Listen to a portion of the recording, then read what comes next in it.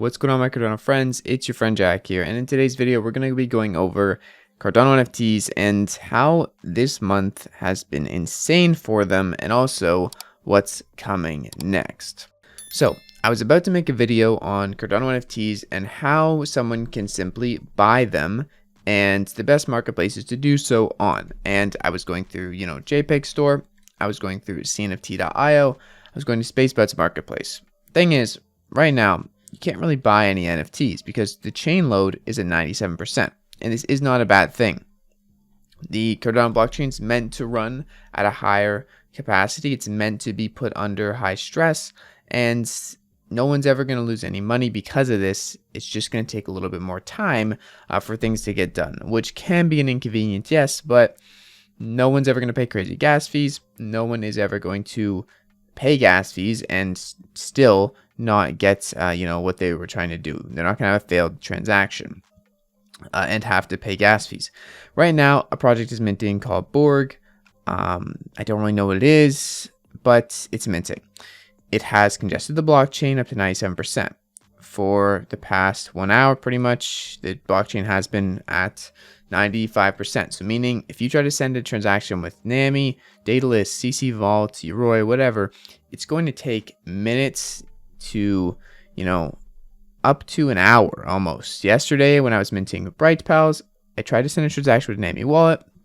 It took about 45 minutes to go through, and that is going to happen probably a few more times this month with Soho Kids, with some other mints that might come up, and you should expect it. But I do want to talk about in this video the overall perspective of the Cardano NFT scene, because it is growing a lot, and there's derivative projects coming out. There's projects that are basing off other projects that are successful on Ethereum, and there's a lot of projects that are bringing a lot of volume from other aspects, from other blockchains to Cardano, which is really good. Really good for overall Cardano, and really good especially for the Cardano NFT scene. So let's go over real quick the data, or how we've been doing, because a week ago I said I think we're in an NFT bull market, and honestly I still think that. I think this is kind of peak euphoria. I think it is going to die down after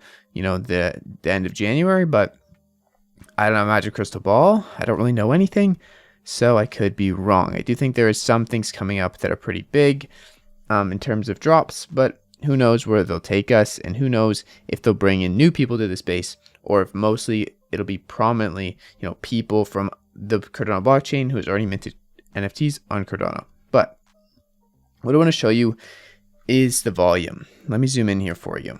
We have the past 24-hour volume of 1.6 million ADA, basically traded for Cardano NFTs alone. So this is just Cardano NFTs, nothing else. And almost 6,000 sales in the past 24 hours.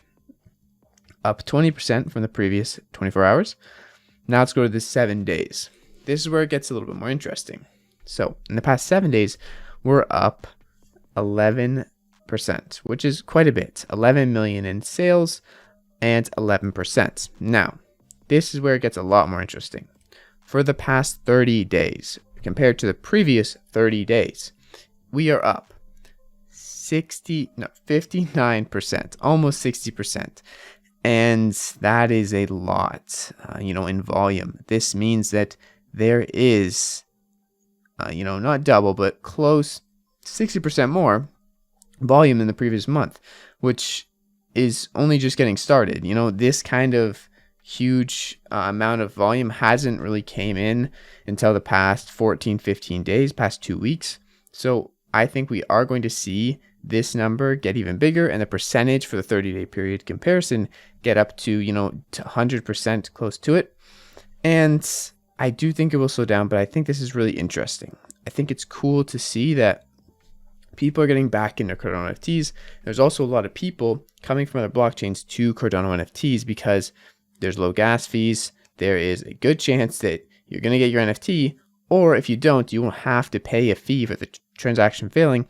And you're also doing it on a very decentralized blockchain. Now, as I said earlier in this video, I don't have a magic crystal ball, so this could go either way, right? It could go up, could go down. I'm a genius if it does either. But to be honest, I think it is a very good sign that there are more people who are more confident in the market, that there's going to be some liquidity there for people to buy and sell.